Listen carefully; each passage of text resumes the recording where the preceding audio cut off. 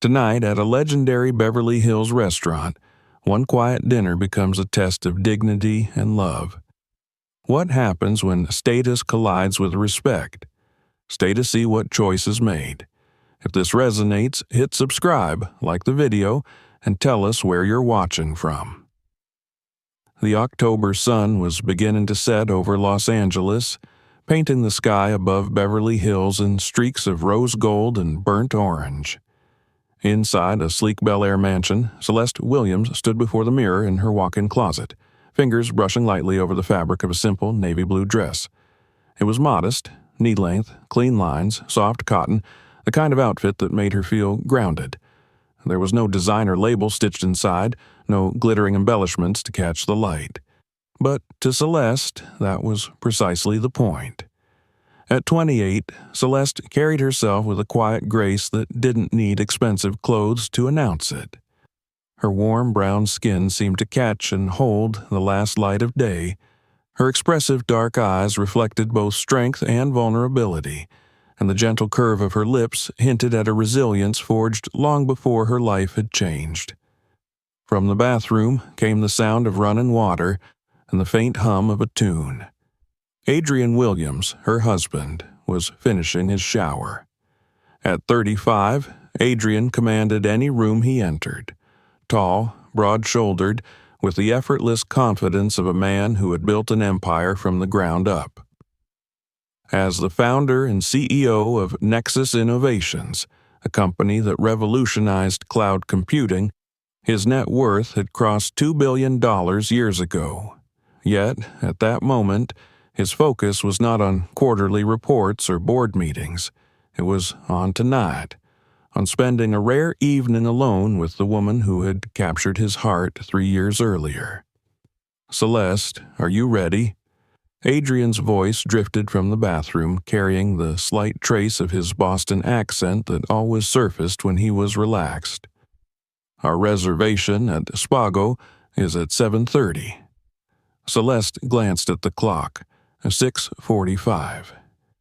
She slipped into the dress and fastened a simple silver necklace, a gift from Adrian on their second anniversary.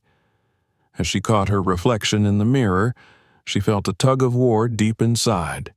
The girl from Detroit who had grown up in a cramped apartment and the wife of one of America's most powerful men. Adrian emerged a few minutes later, adjusting the lapels of a charcoal gray suit that fit him like it had been sewn onto his frame. He paused when he saw her, his expression softening into something that was equal parts love and concern. "You look beautiful," he said, stepping close and resting his hands on her waist. "You always do." Celeste smiled faintly. She knew what was coming. They'd had this conversation before. "I know what you're thinking," she said, straightening his tie even though it didn't need it. "You want me to wear the Valentino." "I want you to wear whatever makes you happy," Adrian replied gently. "It's just, Spago attracts a certain crowd. People judge first and ask questions later. I don't want anyone to treat you poorly because they don't understand who you are." Celeste's heart tightened. She understood. Adrian wasn't ashamed of her. He was trying to protect her. In the world they now inhabited, boardrooms, charity galas, black-tie events, image could often speak louder than character. But the thought of hiding behind a facade felt like a betrayal of the woman she had always been. "I'll change," she whispered, reaching toward the closet. "No." His voice was firm, tender. "I fell in love with a woman who wore a $15 dress to our first coffee date and made it look like $1 million. Don't change for anyone, not even me." The memory made them both smile. That day, in a small Westwood cafe, Celeste had been a literacy coordinator for underprivileged kids, scraping by on a nonprofit salary, but rich in purpose. Adrian had been drawn in by the fire in her voice as she argued passionately with a barista about the failures of America's education system. That spark had stayed with him ever since. "Are you sure?" she asked softly. "I'm sure," he said, kissing her forehead. "You're perfect exactly as you are." 20 minutes later, they were gliding through tree-lined streets in Adrian's midnight blue Bentley. The warm autumn night carried with it the faint scent of jasmine and the hum of city life. Celeste stared out the window as boutique storefronts and high-end restaurants blurred by, each one more exclusive than the last. "Nervous?" Adrian asked, noticing her silence. "A little," she admitted. "I always feel like I'm wearing a costume in places like this." "You belong everywhere I belong," he said, reaching across the console to take her hand. "Don't let anyone make you feel otherwise." But Celeste couldn't shake the knot in her stomach. No matter how many galas she attended or how many millionaires she met, there was always a whisper at the back of her mind, "You don't belong here." When they arrived at Spago, the iconic Beverly Hills restaurant where Hollywood moguls and business titans dined under soft light and hushed conversation, Celeste inhaled deeply before stepping out of the car. The valet offered his hand as she exited, and she adjusted her simple flats as she stepped onto the polished stone walkway. "Mrs. Williams," the maitre d', Sophia Rivera, greeted them warmly inside. "Your usual table is ready." The dining room buzzed with low murmurs and the clinking of fine crystal. Celeste followed Adrian to their table, acutely aware of glances flicking in their direction. Some curious, some dismissive. She'd learned to read those looks, the way people's eyes slid past her modest appearance before locking on Adrian with sudden interest. "Relax," he whispered as they sat. "You're the most beautiful woman in this room. And the kindest." Before she could respond, Adrian's phone buzzed sharply on the table. He sighed, frowning at the screen. "It's Tokyo, the Yamamoto deal. There's a complication. I need to take this." Celeste nodded. "Go ahead, I'll be fine." 5 minutes, he promised, kissing her temple before heading towards the quieter bar area. Alone, Celeste sipped her water and tried to lose herself in the restaurant's warm atmosphere. The glow of candles, the soft jazz, the hum of elegant conversation. But then she felt it. Eyes on her. At a nearby table, a woman was staring with undisguised hostility. Mid-40s, flawlessly styled blonde hair, expensive white dress, diamonds that caught every glint of light. Patricia Hartwell looked like she had been born into privilege and had never once doubted her place in the world. Celeste tried to ignore her, but the woman's gaze didn't waver. It followed her like a spotlight. After several minutes, Patricia pushed back her chair and began walking straight toward her. Celeste's heart rate spiked. That look, a mix of disgust and righteous anger, was all too familiar. She had seen it in school hallways, job interviews, even grocery stores. It never led anywhere good. "Excuse me," Patricia said, her voice honeyed with false politeness. "I think there's been a mistake." Celeste looked up calmly. "What kind of mistake?" "Well," Patricia's smile didn't reach her eyes. "I couldn't help but notice you sitting here all alone. I thought maybe you were lost." The nearby conversations grew quieter. People were listening. "I'm not lost," Celeste said steadily. "I'm having dinner with my husband." "Your husband?" Patricia laughed, brittle and sharp. "I don't see anyone with you, and frankly, I'm having a hard time understanding how someone like you could afford to eat here." The words landed like punches. "Someone like you." Celeste's hands trembled slightly as she set her glass down. "He's taken a business call," she replied. "He'll be back shortly." "Oh, how convenient," Patricia sneered. "A mysterious husband who's conveniently absent." "Listen, sweetheart, this place has standards. People like you don't just wander in here and sit at premium tables." Heat burned in Celeste's cheeks.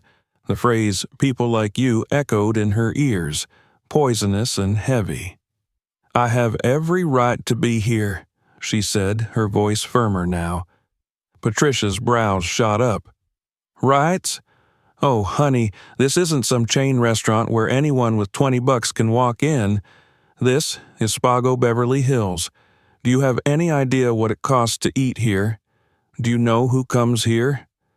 "I know exactly where I am," Celeste replied quietly, "and I know I belong here." Patricia's mask of civility cracked. Rights don't pay for $30 appetizers, and they certainly don't make you belong here.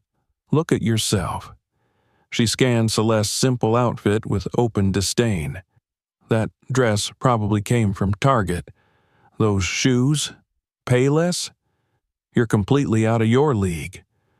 Tears pricked the corners of Celeste's eyes, but she refused to let them fall. "My clothes don't determine my worth, and they don't give you the right to judge me." "Worth?" Patricia laughed, a sound like breaking glass. "I'm Patricia Hartwell. My husband owns half the commercial real estate in Beverly Hills. We donate more to charity in a year than you make in a decade. None of us want our evening disrupted by someone who clearly doesn't belong." "I'm not disrupting anyone," Celeste said. "No," Patricia snapped. "You're making everyone uncomfortable. Look around. Do you see anyone else dressed like they're going grocery shopping?" Celeste's confidence wavered. She felt herself shrinking back into the little girl who had once been told to stay in her lane. "I think you should leave," Patricia said coldly, "before you embarrass yourself further." "I'm not leaving," Celeste replied, voice trembling but defiant. "I have every right to be here." Patricia's face flushed red. "How dare you speak to me that way? Do you know who I am?" And before Celeste could react, slap. The sound cracked through the restaurant like a gunshot. Time froze. Every head turned. Every eye locked on the scene unfolding before them. Celeste's cheek burned, her fingers shaking as they rose to touch the place where Patricia's palm had connected. The humiliation was a physical weight, pressing down from all sides, but beneath the shame, something else stirred, something deeper and stronger. This night was far from over, and Patricia Hartwell had just made the biggest mistake of her life. For one suspended heartbeat after the slap, the dining room of Spago seemed to forget how to breathe. A fork hovered midair above a plate of burrata. A sommelier froze with a bottle at 45 degrees, the bead of wine at the lip refusing to fall. Even the soft jazz curled up and hid beneath the tables. Heat roared up Celeste's cheek, a hot brand beneath her fingertips. The sting was real and humiliatingly bright. But the deeper pain was the sudden nakedness of being watched, hundreds of eyes pinning her to the chair like insects under glass. She tasted metal where a tooth had nicked the inside of her lip. The room smelled of seared steak and perfume, and the acidic tang of someone's fear. Hers or Patricia's, she couldn't tell. Patricia Hartwell stood like a conquering queen who had forgotten her crown at home, but not her posture. One hand still hovered in the air, tremoring with leftover momentum, red lacquer winking in the light. Her expression was a tight, electric satisfaction, the kind that follows a taboo broken and found delicious. "There," Patricia said, loud enough to carry, "maybe now you understand consequences." A fragment of disbelief splintered out of Celeste. Consequences for sitting at her own table. Consequences for existing here in a navy dress that didn't glitter enough for the room. Her hand trembled as she lowered it from her cheek. "You hit me," she said. Her voice was not much louder than a whisper, but the silence made it carry. "I was sitting here and you hit me." Patricia's brittle smile hardened into a sculpted innocence. "I defended myself," she replied at once, pivoting, aligning herself toward the room as if it were a jury. This young woman was aggressive, hostile, threatening. I felt unsafe. You all saw. She addressed that last sentence to the nearest cluster of diners, inviting their membership in her story. Someone coughed. Glass chittered against a plate far across the dining room. Celeste stared at Patricia's face, at the shine on her cheekbones, at the contempt sharpening her blue eyes. She had seen this pageant before. Different costumes, same lines. I was afraid. She was angry. I'm respectable. She is not. Always a choreography that shifted guilt away from the hand that struck. I never threatened you, Celeste said more firmly. I was waiting for my husband. Oh, the imaginary husband again, Patricia replied, the words sweet as poison.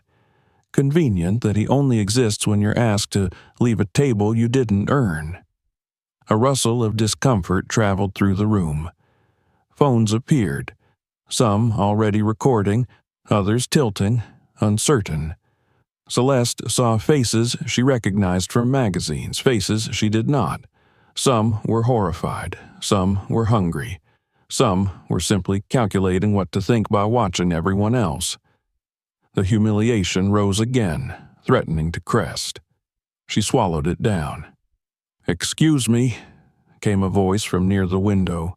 Calm, unhurried, the sound of a man who did not startle easily. An older gentleman pushed back his chair and stood. He was neatly dressed in a dark jacket, hair silvered at the temples, eyes kind and steady. "Name's Leonard Brooks," he said to the air, but mostly to Patricia. "I watched the whole thing. This young lady was respectful from the moment you approached. She did not raise her voice. She did not threaten you. You walked over here to harass her." Patricia's head snapped toward him, annoyance flaring. "You don't know what you saw," she said. "You weren't close enough to hear." "I was," Brooks replied. "You told her people like you don't belong here. Then you struck her." The 3 words, "people like you," landed like dropped cutlery, clattering across the white tablecloths of the room. A woman near the bar closed her eyes. A man at the next table shifted his jaw, as if chewing something tough. Patricia's poise flickered and then returned, more brittle. "This is absurd," she announced. "This is Spago, not a circus. We have standards. This woman is creating a scene." A quiet laugh, humorless, rose from a table farther back and then died as if someone had stepped on it.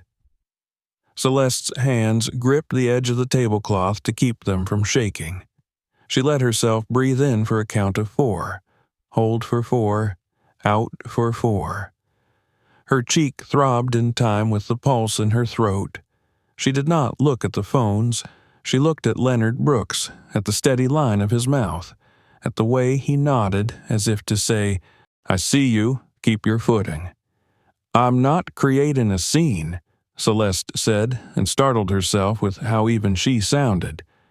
"I'm sitting where the maitre d' seated me. My husband stepped away to take a call." Patricia scoffed, a brittle, glassy sound. "Your husband," she repeated. "I've lived here my entire life, and I know everyone who matters in this city. No one like you sits at that table. No one like you orders here." She swept a hand toward the room as if the room itself agreed. The words were meant to push Celeste off the cliff edge of doubt she always carried, with their curated contempt and the velveted cruelty of wealth that had never met its own limits. She felt the edge under her heels, the long drop.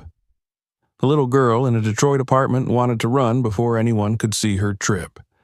But the woman who had come through it, through fluorescent laundromats and late-night buses and lecture halls where her name was mispronounced, stayed. "You don't know me," Celeste said. "And even if I were a stranger with a $20 bill who saved all year to eat here one time, you don't get to touch me." A murmur went through the room, more breath than words. Patricia's smile frayed. She lifted her chin, doubling down. "You people always play victim when you're called out," she said.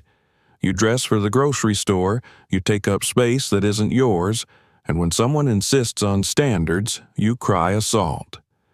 The world doesn't revolve around your feelings." Leonard Brooks' wife, who had been silent, pressed her napkin to the table with decisive care. "No," she said, not loud but clear, "it revolves around basic decency. You hit her." Patricia's color rose. "This is getting tedious. Someone call the manager." She turned her head as if summoning staff by gravity alone, then glanced back at Celeste with an expression designed to be memorably cruel. "Last chance, sweetheart. Leave before you embarrass yourself further." "I'm not leaving," Celeste said. She didn't know where the steadiness came from, only that it was there. "I belong where I'm treated like a human being. That includes this table." A dense silence followed, the kind that muffled clinks and made throats clear themselves twice. For a heartbeat, Patricia and Celeste were the only two people in the room, all air ionized around the line between them. Then the electricity shifted. Celeste didn't see him at first, only felt the way the room recalibrated around a new center of gravity. A figure approached from the direction of the bar, tall and composed, moving with a quiet purpose that made space open without touching it. His suit was charcoal, his tie narrow, his expression controlled, but his eyes, in another context green and warm, were now winter hard. Adrian Williams. He stopped at the table and did not look at Celeste first. He looked at Patricia, once, like a surgeon evaluating a tumor on an image, calculating angles and margins and the precise extent of harm. When he spoke, his voice was soft and it traveled. "Did you put your hands on my wife?" A collective inhale met the sentence and did not exhale. The word wife rang against the glassware, threaded itself through the filtration of the room's air conditioning, lodged itself to the ceilings. Somewhere to the left, a screen lit up with a search bar and Adrian's name in it. Somewhere to the right, someone said, "Oh my God," too loudly, and then clapped a hand over their mouth. Patricia blinked, smile reassembling even as the color drained from her face. No one informed me." She gestured faintly at Celeste, somehow both dismissive and pleading. She was being aggressive. I felt threatened. I barely touched her. Adrian's gaze did not move. "You hit her," he said. It wasn't a question, it was a finding of fact. "In my absence, while she was seated. You walked across the room to deliver your opinion and your hand." The last word had the weight of something heavy placed gently on a table, undeniable by virtue of its mass. Patricia's mouth opened. A sound emerged that wanted to be a laugh and came out as a scrape. "Look, I didn't know she was—" "My wife?" Adrian asked. The temperature around the table dropped 10 degrees. "You mean you didn't know she was my wife?" Patricia flinched. She didn't look like she—" The sentence fell apart under the strain of its own implication. "Like what?" Adrian said, not raised, not rushed, only chilled. "Like someone you shouldn't hit?" For a long second, no one spoke. Celeste felt the shaking in her hands settle, replaced by a steadier thrum. She was not a problem to be solved. She was a person being defended by the man who had promised to defend her. It did not erase what had happened, but it moved the center point of the evening back toward the truth. Leonard Brooks cleared his throat. "Sir," he said to Adrian, "Leonard Brooks. My wife and I witnessed the entire exchange. Your wife behaved with restraint. The other woman instigated, then struck." Adrian's eyes slid to Brooks and softened a fraction. "Thank you," he said. He looked at Celeste then, finally, and the freeze in his gaze cracked, revealing heat he tried and failed to hide. He reached out, palm hovering an inch from her cheek, not touching, asking without words. She nodded once. He cupped her face a moment, the gentleness so at odds with the steel in his posture that several people looked away as if the intimacy were too naked to witness. "It stings," Celeste murmured. "It won't for long," he said. His thumb brushed the air, not quite meeting skin, and then he lowered his hand, turned back to Patricia. "Say what you said to her," Adrian continued, voice level. "Say it to me." Patricia's composure, such as it was, returned like an old habit. "Mr. Williams, I think we're letting emotions run away with us. This is an exclusive establishment. Standards exist for a reason. Your wife—" "My wife," he said again, and the words rearranged the room. "Finish the sentence." Patricia faltered. Her eyes flicked to the phones, to the faces at nearby tables that were not hostile now, merely acquisitive, to Leonard Brooks, whose patient look refused to be moved by money, and back to Adrian, who did not blink. Patricia tried. "She didn't appear like someone who belonged," Adrian supplied. "Like someone whose presence made you uncomfortable because it didn't match your picture of this place?" He did not wait for her to answer. "You crossed a room and made your picture her problem. Then you made your hand her lesson." Patricia's throat worked. "I said I was sorry," she tried, although she had not. "This is all being blown out of proportion. We should resolve this quietly." Celeste felt a laugh try to rise, a thin, exhausted thing, and pressed it back down. She looked at Patricia's face, searching for the smallest trace of comprehension, of recognition that this wasn't about a table or a dress, but about the reflex to place and police people as if the world were a gated community with her name on the deed. She saw nothing but a frantic wish to rewind. "I didn't come here to be a lesson," Celeste said, not to the room, not to the phones, not even to Patricia.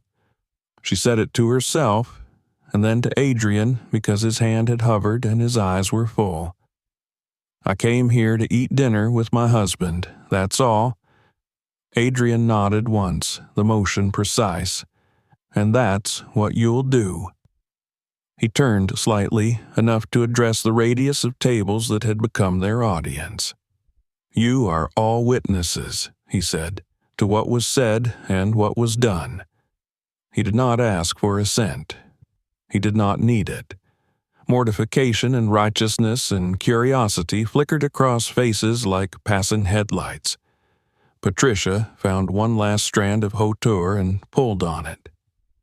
"This is Spago, Mr. Williams," she said, trying for the old tone and landing somewhere near its shadow. "We don't handle matters this way." Adrian's mouth curved without humor. "Apparently, we do." Celeste felt the tremor return to her hands and then recede again, like a wave that had changed its mind. She returned Leonard Brooks' steady look with a small nod of thanks. She let herself place both palms on the linen and feel its weave against her skin, a tiny, anchoring fact. The roar in her ears faded. In its place came a quieter sound, her own breath, measured, present. The room began to remember its functions. Somewhere a server exhaled, a chair leg scraped. The jazz crept out from beneath the tablecloths and resumed its soft sway, grateful to be useful again. But at Celeste's table, the evening had only just shifted from shock to accounting. The blow had been struck. The lie had been told. The truth had been spoken. And now, with her husband's question still echoing, "Did you put your hands on my wife?" the night moved toward what would come of it. The room's breath returned in ragged pieces, but the center of gravity did not move. It held at their table, at the bruise rising beneath Celeste's cheekbone and the winter in Adrian's eyes. The soft jazz had crept back as camouflage. It could not cover what had already been said.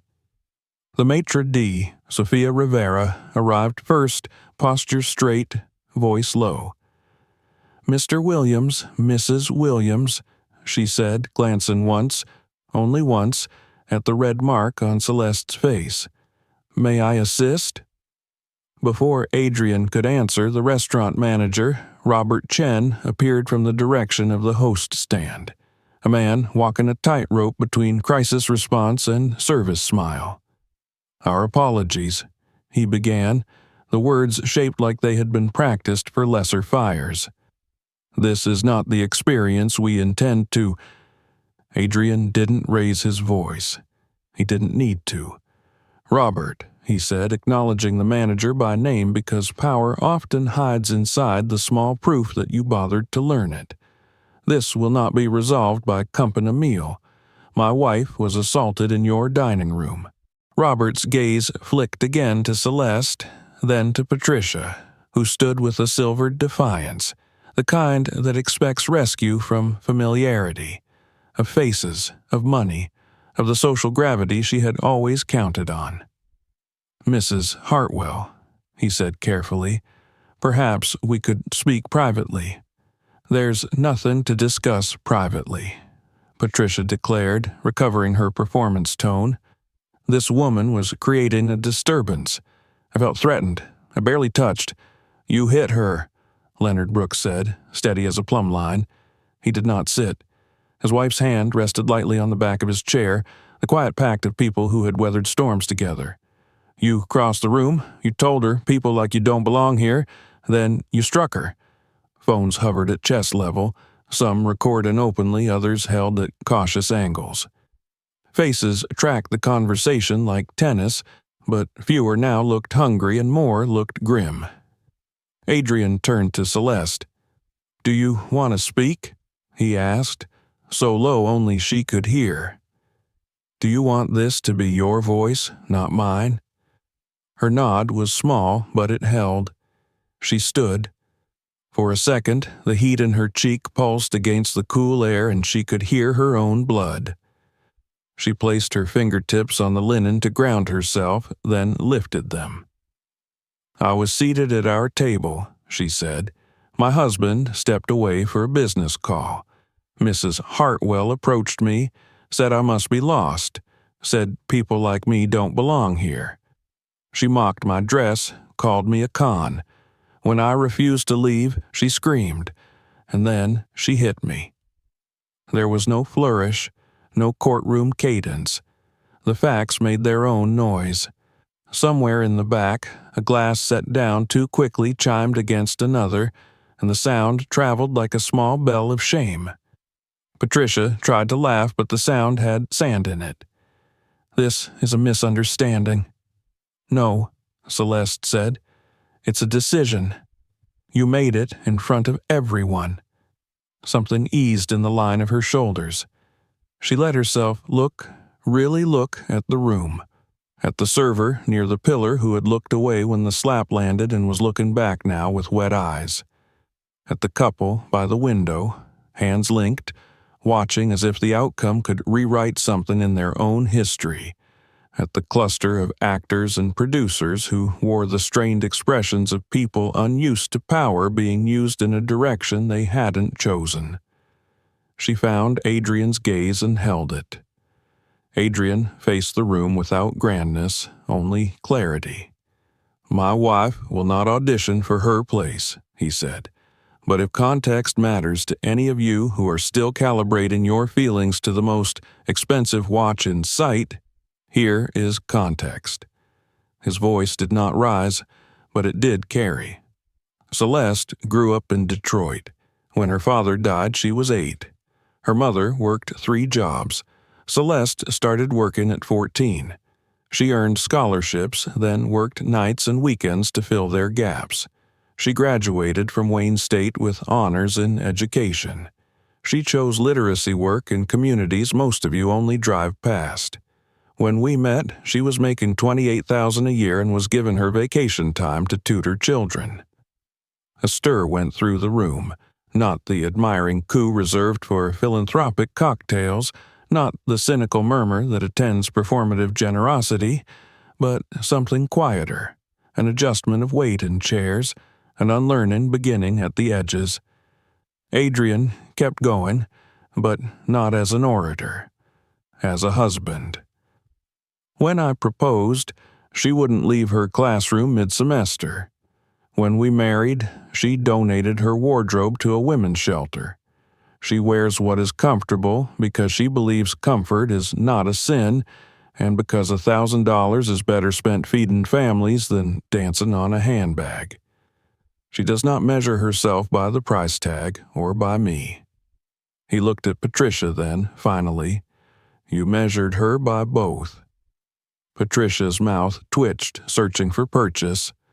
I apologized, she lied. No, Celeste said, and it surprised her how easy the truth slid out now that it had somewhere to rest. You said you didn't know who I was. The distinction landed. A woman near the bar nodded once, sharp. Leonard Brooks' wife murmured, There it is. Robert Chen tried to step between the moral and the operational. We are committed to the dignity of all our guests, he said, sincerely enough that even the people who had already decided to sneer at corporate language didn't. Mrs. Williams, we will cover tonight's service, and I'd like to discuss staff training to ensure situations like this are recognized and de-escalated before harm occurs. Adrian inclined his head a fraction, an acknowledgement that sounded like good, more, but he said nothing to dull the edge. Dignity is not a dessert course, Robert. It's not something you bring after the damage. Patricia pivoted toward Celeste, eyes glittering with the old expectation that contrition would be accepted as currency. I'm sorry, she said, forming the words as if they might be a key. I became emotional. I didn't think. This is all very public, and it was public when you crossed the floor, Celeste answered. Not cruel, not kind, just true. She could feel under her sternum a steadiness she hadn't had when the slap fell. It wasn't the steadiness of victory. It was the steadiness of knowing the ground you're standing on belongs to you whether or not anyone else gives you permission. I don't want your humiliation, she added, surprising herself as she said it, and then recognizing that she meant it. I want you to understand what you did. Patricia's chin lifted. What would satisfy you? There it was, the transactional reflex dressed in the language of restoration. Celeste thought of hotel ballrooms with centerpieces taller than the people who'd never be invited inside, of gala speeches about impact that dissolved into champagne, of a city that was expert at laundering reputations through charity. She did not want to hand Patricia that machine and call it justice. She wanted labor, time, proximity, the opposite of distance. 6 months, Celeste said. Volunteer work, at a literacy center in a neighborhood that doesn't have valet parking. No cameras, no PR. Just show up twice a week, sit with people you don't currently see, and help them learn to read. Do it because you need to unlearn what you did tonight. A hush met the request, then a low current of approval began at the window and moved inward. It wasn't applause, it was a murmur like a field turning its face to rain. Patricia blinked, wrong-footed. Volunteer work? I don't know anything about... You'll learn, Celeste said, echoing exactly the phrase she wished someone had said to her the first time she walked into a room where she was told she did not belong. And you'll keep learning, because the point is not to be seen doing it. The point is for you to see. Patricia glanced at the phones, then back at Celeste, calculating vectors of shame, mercy, and narrative. If I agree, she said slowly, we put all of this behind us? Celeste met her eyes. No, she said. "We put it in front of you every Tuesday and Thursday at 4 p.m. until it changes you." Robert Chen, to his credit, didn't flinch. "Mrs. Hartwell," he said, "we will connect you with a partner organization. I'll personally confirm attendance." Patricia's jaw tightened. "Fine," she said. It sounded like surrender in a language unused to it. "Fine." A small breath moved through the room. Not celebration, relief's quieter cousin, the one that shows up when a thing that could have gotten worse pauses at the brink.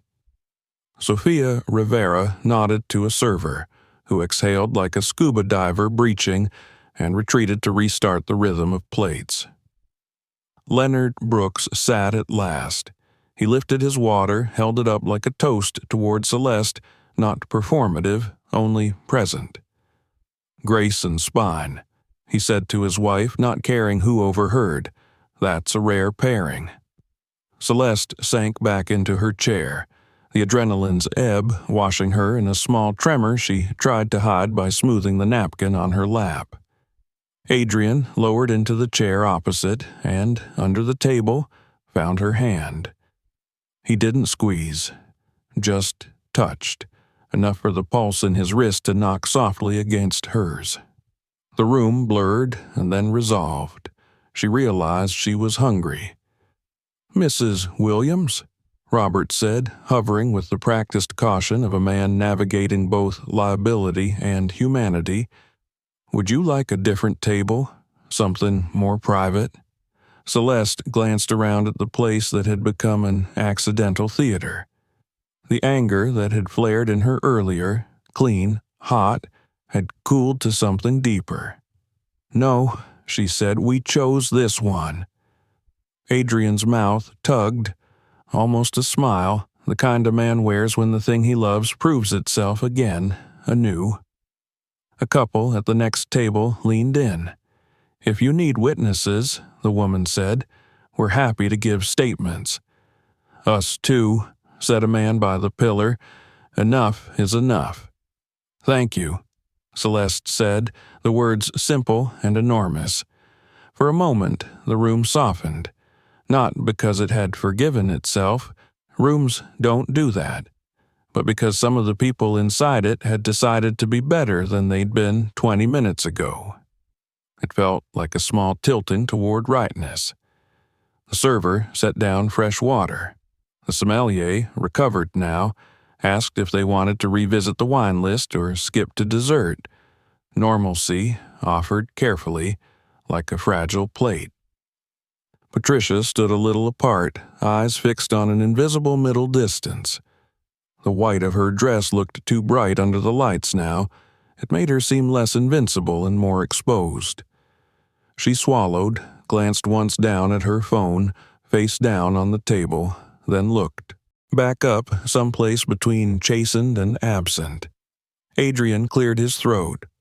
"One more thing," he said to the room, not loud, not performative. The apology, the volunteering, it isn't a press release. If any of you post a clip tonight, remember that you're amplifying what happened to my wife, but you're also choosing what happens next. Choose something that doesn't turn harm into entertainment." The message wasn't a command. It was a boundary laid down without apology. A handful of phones lowered. A few didn't. Los Angeles is a city of choices, so is every room. Celeste's entree arrived, late, warm, miraculous. She cut a bite and tasted it and felt her own body return to her. Across from her, Adrian watched the bruise like he could will it back into the past. "It's already fading," she lied for him. He didn't lie back. "It won't matter," he said. "You're here." She nodded. She was. Around them, conversation resumed, a little truer. Some diners were already telling the story to their companions in hushed voices, shaping themselves into the protagonists who had felt the right thing at the right time. Others sat quietly, the recalibration still happening on their faces. In the corner, a couple paid and left with their phones in their pockets. Patricia looked like a statue that had been moved from its pedestal and had not yet learned how to stand on the ground. She turned once toward Celeste, something like a question in her eyes. Is this how we do it? Do I say thank you for the mercy I didn't deserve? But Celeste didn't return the look. Mercy wasn't a handshake, it was a direction. Can we go home after this? Celeste murmured to Adrian, sudden weariness pulling at the edges of her voice. We can, he said, or we can stay and order dessert and take back every inch of the evening as ours. She considered. Maybe both, she said, a bite of something sweet to remember that it's still our night, then home. He smiled then, real, like sunrise after a night with too much storm in it. The plates cleared, the room stabilized. The bruise cooled. The words Celeste had placed in the air, 6 months, no cameras, learn, hung there like scaffolding for a bridge someone might actually build. And then, at the periphery, something shifted. Almost nothing, a vibration against wood. Patricia Hartwell's phone buzzed where it lay face down near her empty wine glass. She flinched, glanced at the screen, and for a fraction of a second her features rearranged. Contrition flickered, calculation flared. The muscles along her jaw smoothed into the old arrogant line as if slipping on a familiar coat. Celeste didn't see it. She was listening to Sophia describe a flourless chocolate cake. Adrian didn't see it.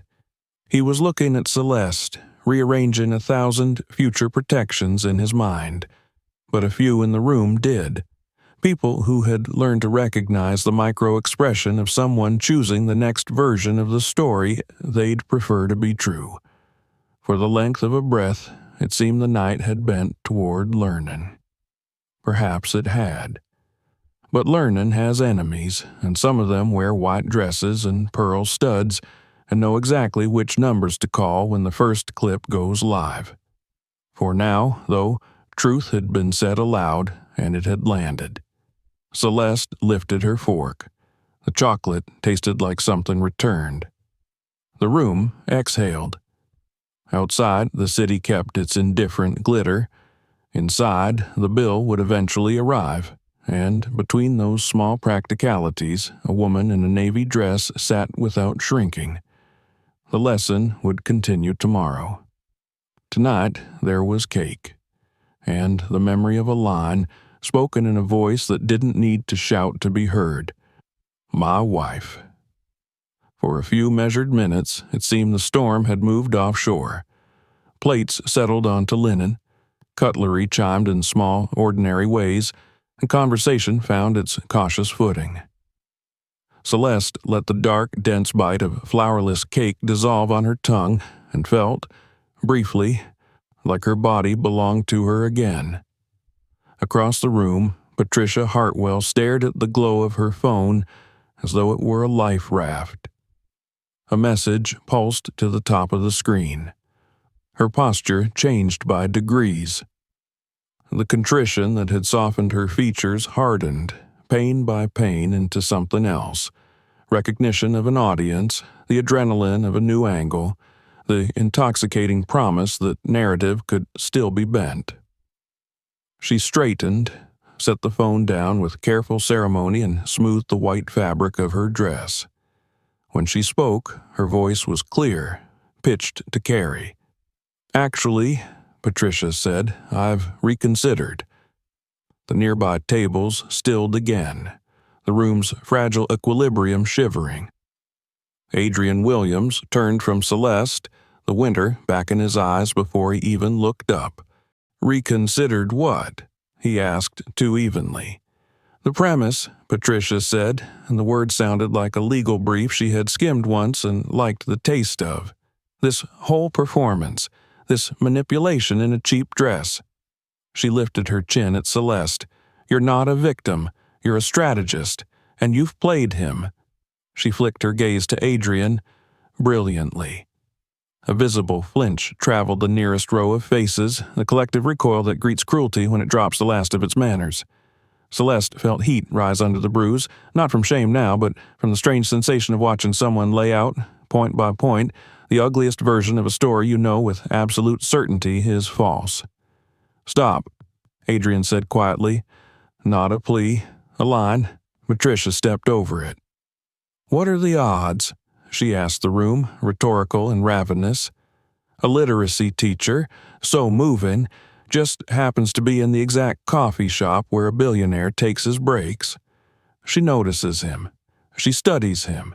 She curates a wardrobe that says humble but luminous, a cause that checks every box on the savior checklist. She is absolutely perfect for the role.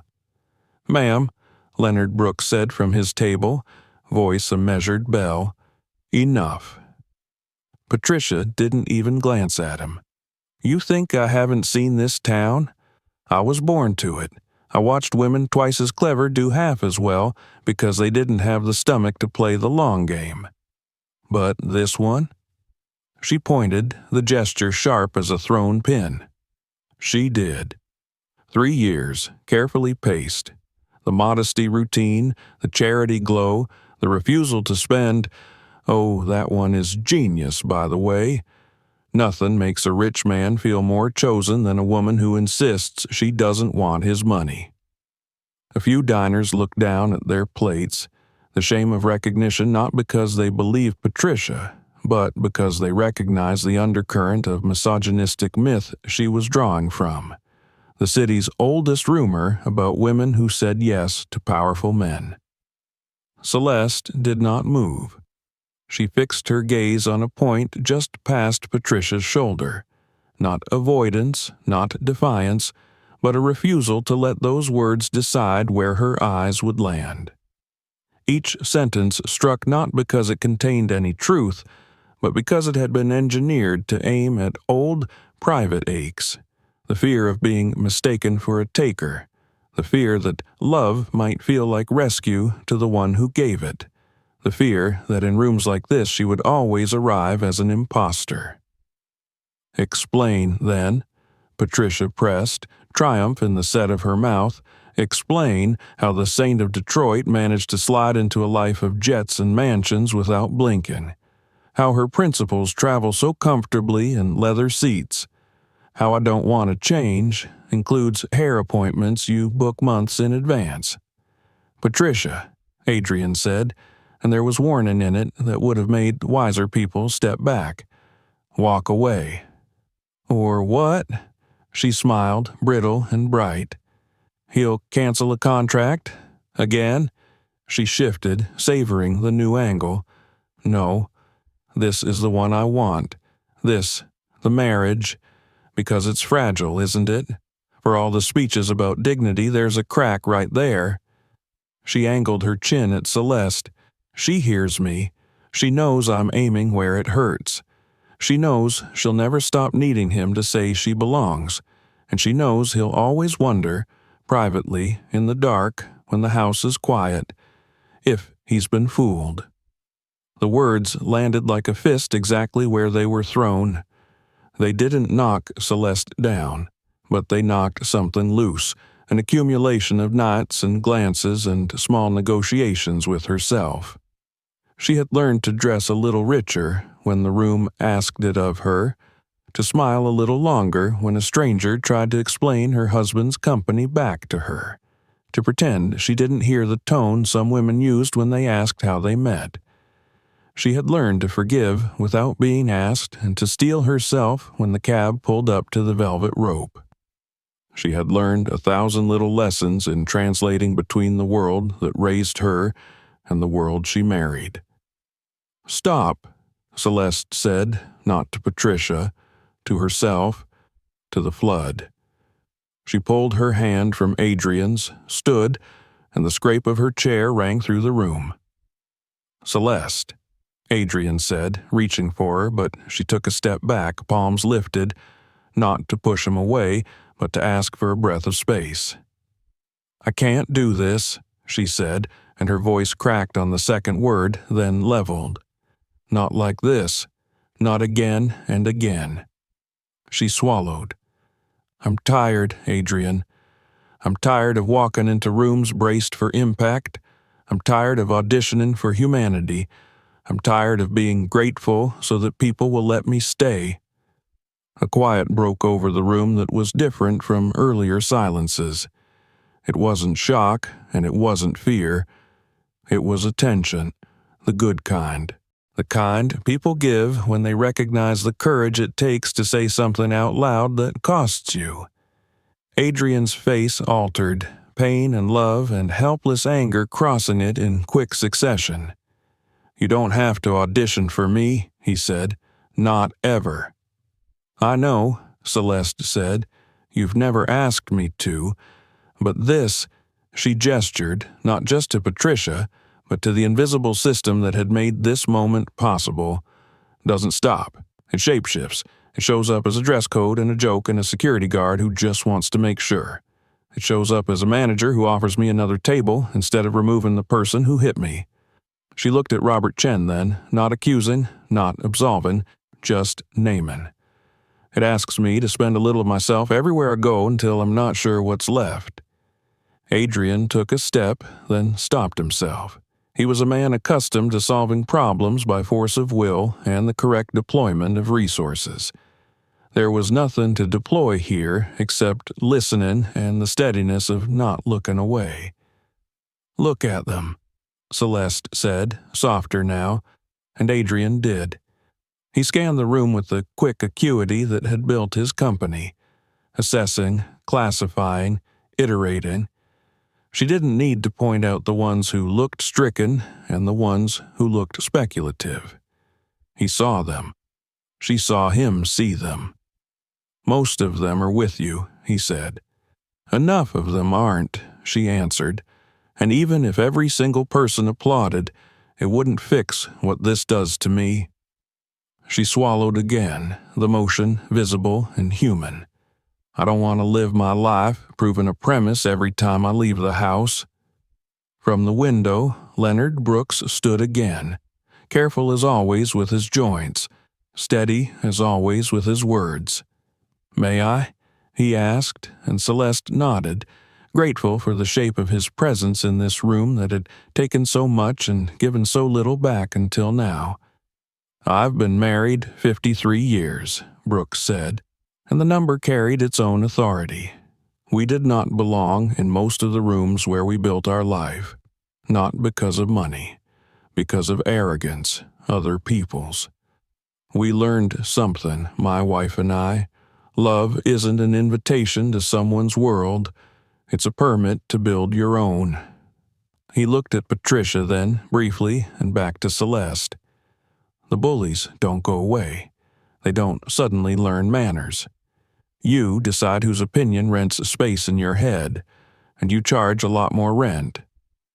A soft ripple of laughter lifted and fell.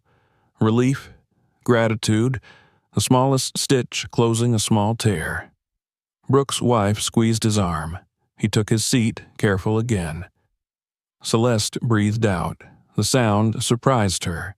It was lighter than she expected, like air entering a room that had been closed for too long. She turned to Adrian. The search in his eyes wasn't doubt. It was fear, of losing her, of failing her, of being a doorway she had to pass through to get to a life that didn't cut her in the small, repeatable ways. I love you, Celeste said, and the words assembled a scaffold in the space between them. I love you so much, I sometimes forget to love myself at the same time. I chose you because of who you are, not what you have. But I can't keep fighting to exist where existence is conditional. Then stop, he said. His voice was raw. Stop fighting the room.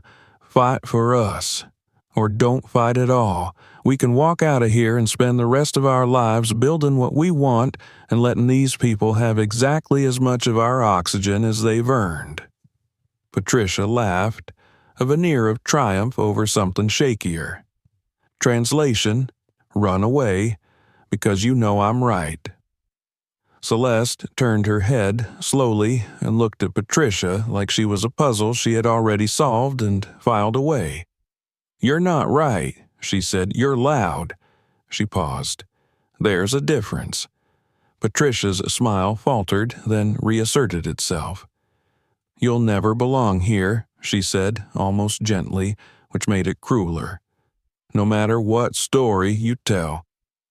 Celeste felt the offer inside the insult, the invitation to spend the rest of her life proving Patricia wrong.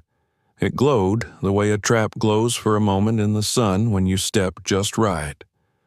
She looked back at Adrian and chose. "I don't need to belong here," she said. "I need to belong to my life, to the person I am when the room is empty, to the man who has never once asked me to be anything but that person." She reached for Adrian's hand. He gave it. The pulse in his wrist was a drum she knew by heart. "I choose us," she said, and the words didn't ring. They settled like a foundation poured level. A handful of people clapped, the sound small and human, not performative. Others didn't. They simply relaxed, as if a muscle they hadn't noticed was tense had finally let go. Patricia stood very still, her phone a dark square on the table beside her, the algorithm inside it hungry for the next angle she could feed it. Adrian exhaled, some of the steel leaving his shoulders. He lifted Celeste's hand and pressed his mouth to the back of it, not as theater, not as claim, but as the oldest promise there is. When he looked up, the anger remained, but it had a direction now that didn't go through her. "We finish dinner," he said. "We go home. We set our own terms." "Yes," Celeste said. The word was not a compromise. It was a decision. They sat. The room adjusted again, like a ship redistributing weight after a wave. Robert Chen stepped forward, stopped a careful distance away. "If there is anything you need this evening," he said, quieter than before, the service mask set aside for something more human, "you tell me. And in the morning, you'll hear from me about the training I promised." Celeste inclined her head. "Thank you," she said. It was not a pardon. It was a marker laid down for tomorrow. Leonard Brooks lifted his water again, a benediction more than a toast. "Build it," he said, just loud enough for them to hear. "And if the world doesn't like your architecture, that's a them problem." Celeste smiled, small, real. The bruise on her cheek had started to cool. It would darken before it lightened. So would other things. That was all right. Not everything needed to be fixed before dessert. Patricia stood unmoving, the charisma that had animated her earlier replaced now by a crackling indecision. Her eyes swept the room, adding up loyalties, weighing losses. She opened her mouth, closed it, and reached for her phone without turning it over. For the moment, she chose silence. Not mercy, not understanding, just delay. Celeste cut another bite of cake, and the fork didn't shake this time. Adrian watched her, the relief in his face edged with a question she answered before he asked it. "I'm not going anywhere," she said. He nodded, once, deeply, as if something inside him had been unknotted by hand. "Neither am I." Around them, the room remembered how to be a restaurant for the second time that night. Orders were called. A table laughed too loudly at something unrelated, a pendulum swing toward normalcy. Outside the windows, Beverly Hills kept glittering the way it always did, indifferent and expensive. Inside, the evening shifted from confrontation to aftermath. Choices had been made, lines had been drawn. A marriage had not only held, it had chosen itself in public, under lights that were not designed to be kind. The check would come later, so would other costs, but for now they ate, they breathed, they sat in the life they were deciding to build, brick by small brick. And at a nearby table, a woman in a white dress began, quietly, invisibly, to plan her next move. The room had relearned the ordinary rituals of dining, orders called, glasses refilled, the soft rise and fall of voices, when the last thin wire of patience inside Adrian Williams went quiet. He glanced at Celeste, checked her face the way you check a compass before you commit to a direction, and stood. "Robert," he said, and the manager, Robert Chen, was there instantly, apology already on his lips that Adrian waved away. "Please ask your front desk to expect 2 of my security officers. They're en route." Robert's eyes flicked to Patricia Hartwell, then back. Of course. Adrian didn't turn his head to address Patricia. He simply let his voice find her. "Mrs. Hartwell, you struck my wife in a public place. You repeated the lie that she threatened you. You tried to turn her dignity into theater, and when that failed, you tried to turn our marriage into your weapon. That ends now." Patricia's jaw squared beneath cosmetic perfection. "You can't." "You've said those words a lot tonight," Adrian replied. "They haven't helped you yet." At the entrance, the restaurant doors sighed open. 2 men in quiet suits moved through the room with professional grace. Marcus Hale, Adrian's head of security, and his partner. They weren't bulky, and they weren't loud. Competence has its own silhouette. "Mr. Williams," Marcus said, stopping at a respectful distance. "We came as soon as we received your message." "Thank you," Adrian said. He didn't point. He didn't need to. "This is the person who assaulted my wife."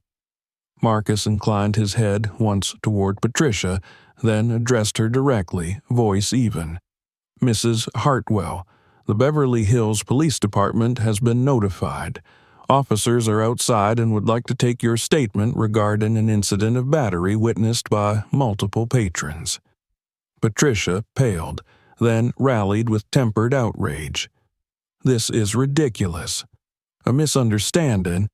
"It became a misunderstanding," Celeste said quietly, setting down her fork. "Only after you realized who I married." Patricia's gaze snapped to her. The fragile poise held by money and habit showed the first real crack. "You would do this to another woman?" she asked, as if gender were a shield she could strap on for the last mile. Celeste held her eyes. "You did this to yourself," she said, "and for the record. I offered you a way to learn from it." A muscle jumped in Patricia's cheek. She looked toward the door, toward Sofia Rivera, toward Robert, toward the phones that might yet be convinced to see what she wanted to see. They all looked back, steady. Even the phones seemed less eager now. From the window, Leonard Brooks spoke once more. Not grand, only precise. "We'll give statements," he told Marcus. "So will others." Several diners murmured assent. A woman near the pillar lifted her hand as if in a town meeting. "Me," she said, "front row." Patricia's breath hitched, a small human sound. She gathered her bag, then paused, turning back to Celeste with the last of the posture she had left. "You think you've won," she said, brittle triumph clinging to the words like static. "But this is Los Angeles. People forget. People move on." Celeste didn't stand. She didn't need to. "Then make sure you're not the one who forgets," she said. "Every Tuesday and Thursday at 4. Patricia flinched at the schedule more than at anything else. Consequence translated into calendar is hard to ignore. Marcus gestured with an open hand. "This way, ma'am." As Patricia walked between the tables, flanked but not touched, contained but not humiliated, the room parted without ceremony. She kept her chin angled upward in an attempt at salvaged hauteur. At the door, she glanced back once. No one applauded. No one hissed. It was worse. Most people simply looked at her the way you look at a thundercloud moving finely past, a thing that had power and now did not.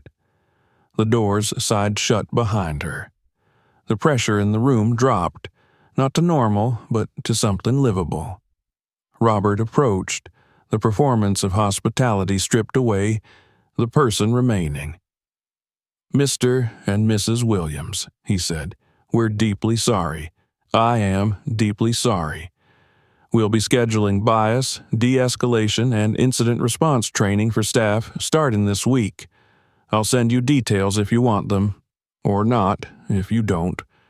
And tonight's meal is, of course, on the house." Adrian nodded once. "Do the training because it's necessary, not because my name is on your reservation." Then his tone softened a register. "But yes, send it. Follow through." "We will," Robert said. "Thank you for letting us make any part of this right." Sophia, hands clasped, addressed Celeste directly. "If you ever want to come in with a reservation under Celeste, not Williams, I'll know who you are." Celeste smiled, small and real. "I'd like that," she said. They ate a few more bites, not because they were hungry, but because finishing the meal mattered in a way that would make sense to them later. The dining room bent toward ordinary again, this time without the brittle tension that had haunted it all night. The jazz found its confidence. A server cracked a joke at the service station and didn't swallow it back down. When the check arrived, a formality printed on thick paper, Adrian slipped his card inside anyway. Robert protested. Adrian shook his head. "Charge me for the wine," he said. "We'll call the rest even when your training's complete." Robert swallowed an argument that wasn't about money and nodded. "Yes, sir." As they stood to leave, the room did something it had been resisting for an hour. It looked at Celeste without taking anything from her. She nodded once toward Leonard Brooks and his wife. He lifted 2 fingers from the table in return, the old man's version of "We've got you." Then Celeste took Adrian's arm, and together they walked out into the Beverly Hills night. The call happened a little after dawn the next morning, when the city was still deciding what stories to tell itself about last night.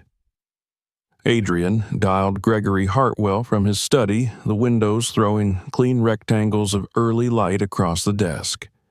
He put the phone on speaker. Celeste sat nearby with a mug warm in her hands.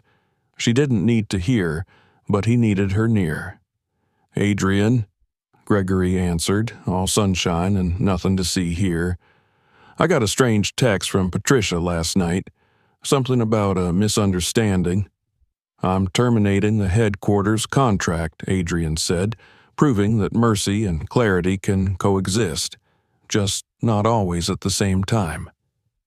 "Effective immediately. Our counsel will send the formal letter in an hour." There was a beat of blank air, as if the other man hadn't prepared for the most obvious possible outcome. "You can't." "I can," Adrian said, "and I am." "Adrian, be reasonable," Gregory tried, hastily unspooling a threadbare rug of excuses. She was upset. She didn't know. She didn't know my wife was someone whose husband could cost her money," Adrian finished. "She knew exactly enough to feel safe hurting a stranger. I choose not to hand your family $200 million for the privilege of reinforcing that lesson. You're going to sink a multi-year project over a single. I'm going to invest in a different partner who understands the word partner," Adrian said. He kept his voice level. "Your team will be paid for work product already delivered. Beyond that, our relationship ends here." On the other end, silence calcified into something hard. Gregory's next sentence came wrapped in the cold of someone reassigning blame to survive the day. "You'll regret this." "I regret last night," Adrian said. "Not this." He ended the call before the man could reach for a final insult. He looked over at Celeste. She tilted her head. "You okay?" He huffed a breath that had a laugh hidden somewhere inside. "I will be when you are."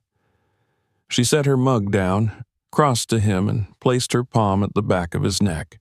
anchoring him to his own body the way he had done for her in the restaurant. Then we're both already most of the way there. Los Angeles digests scandal the way the ocean takes glass, tumbling it until the edges blur, spitting it back out as something almost pretty. Clips surfaced and multiplied, captions fought, hashtags bloomed and withered. Some people lied, some performed, some learned. Robert Chen sent his follow-up email, not a press release but a plan. Dates, facilitators, outcomes, and then another after the first training, listing the changes they had implemented, the staff who'd asked for more. A week later, a detective called Celeste to confirm details. 2 weeks after that, a city attorney left a message, and then the machine moved at the speed of the calendar. 3 months passed. In a fluorescent courtroom that had seen every kind of apology and none that could rewind time, Patricia Hartwell pled no contest to misdemeanor battery. The judge, impartial, tired, precise, sentenced her to community service and mandatory anger management, noting with an arched eyebrow that volunteer hours performed in proximity to photographers would not count. No one clapped. Justice makes less noise than drama. On the business pages, a smaller drama unfolded in charts and euphemisms. Hartwell Properties, having lost a keystone contract, failed to secure the credit it needed for its expansion. A lender balked, a deal fell through, a second article reported restructuring. Whispered phrases followed: over-leveraged, cash flow, bridge loan that didn't bridge. The mansion in Trousdale Estates went on the market. A glossy magazine chronicled its graceful downsizing with the kind of unintentional satire only wealth can produce. People read, scrolled, moved on. None of that returned Celeste's evening to her, but it affirmed something she hadn't been certain Los Angeles remembered. Actions have consequences, even for people who were always certain they could outrun them. On a mild Thursday tilted toward spring, Celeste stood outside a low-slung community center in South L.A. The sign above the door read Harbor Literacy Collective in the hand-painted block letters. Kids chased each other across the small patch of grass out front. A woman carried in a tray of paper cups like the hero of a quiet story. Tuesday and Thursday at 4, Celeste murmured, more to herself than to any ghost of an audience. It wasn't her job to monitor whether Patricia showed up. That had been arranged by other hands, but Celeste had come today anyway, not to watch, just to remind herself what the opposite of last night looked like: time and proximity and a room where worth wasn't for sale. Inside, a volunteer coordinator asked if she wanted to sit with a teenage girl stuck on the sound AAPH makes. Celeste smiled and said yes. For an hour, nobody cared who she married. For an hour, the world was a table, 2 chairs, a spiral notebook, and the slow, extraordinary magic of letters turning into power. When she emerged at dusk, a text from Adrian waited. "Dinner? Your pick. Our table?" She wrote back, "Let's stay home. I'll cook. And by cook, I mean you'll chop and I'll eat fruit while giving helpful advice."